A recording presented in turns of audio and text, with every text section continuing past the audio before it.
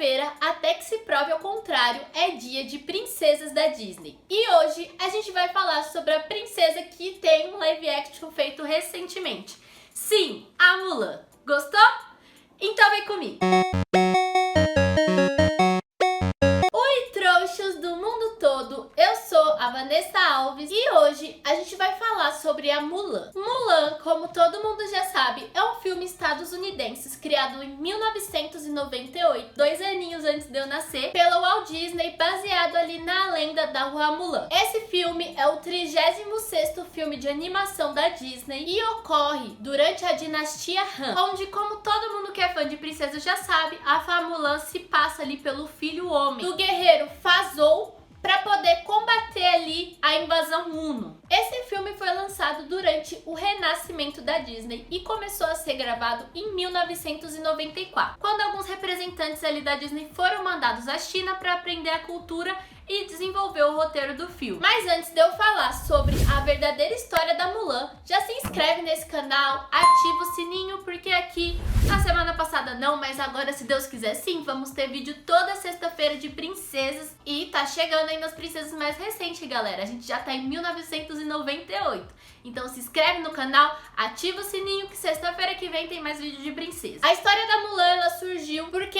ali entre o século IV e o século V, a China estava sofrendo ali algumas invasões de um grupo étnico nômade. A lenda ali original, ela tem muitas variações, mas a trama em si é a mesma. A Mulan estava lavando roupa quando ela vê o exército chegando para convocar seu pai, só que ela sabe que o pai dela já estava muito doente e velho para poder lutar. Então ela decide se passar por um homem pra lutar no lugar dele. E diferente do que acontece ali mais ou menos no filme, que a gente vê ela lutando ali, conseguindo derrotar os Hunos facilmente, a Mulan lutou por em torno ali de 10 a 12 anos. E não aceitou nenhuma recompensa de ninguém. Ela voltou para a família dela assim que a guerra acabou. E durante a guerra, ela conheceu um soldado chamado Jin Yong e ela se apaixonou por ele. Algumas lendas dizem que depois de 10 anos de batalha, a Mulan foi promovida a general. E um dia antes de uma batalha muito difícil, a Mulan decidiu entrar com suas roupas femininas em campo de batalha, para que os soldados descobrissem a sua verdadeira identidade. E também, diferente do que acontece no filme no primeiro momento,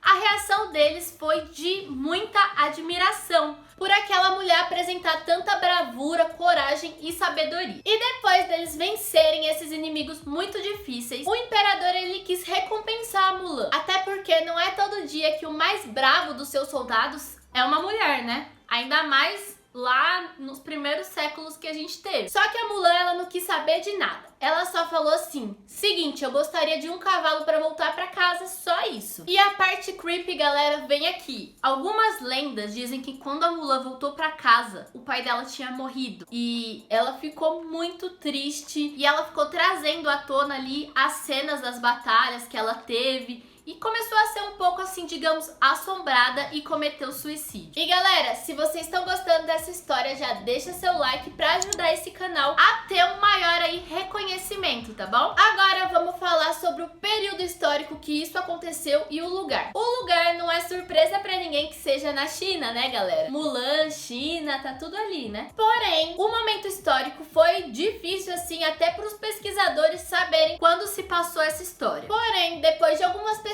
a gente descobre que essa história se passou ali entre as dinastias Han e Tang, podendo ir mais ou menos de 220 a 906 depois de Cristo. E eu gostaria de falar um pouquinho para vocês sobre essas duas dinastias, tanto a Han quanto a Tang. A dinastia Han começou ali com a morte do último imperador de uma dinastia chamada Qin. Liu Bang aproveitou aí dessa morte e tomou o poder ali da dinastia para ele. Nessa dinastia que foi criado também o ato de presentear, que era uma coisa assim que não existia tanto ali naquela época. E essa dinastia começou a presentear para poder ganhar aliados. Ganhar, né, naquelas, tipo, comprando os aliados mesmo com presente. Foi durante essa época também que os chineses descobriram outros povos ali, como o Império Romano. Nessa época também foi estabelecida a Rota de Seda e o Império sofreu ali um aumento populacional muito grande. Além de alguns avanços técnicos, como o conhecido carrinho de mão, aperfeiçoamento de produção, fundição de ferros e moinhos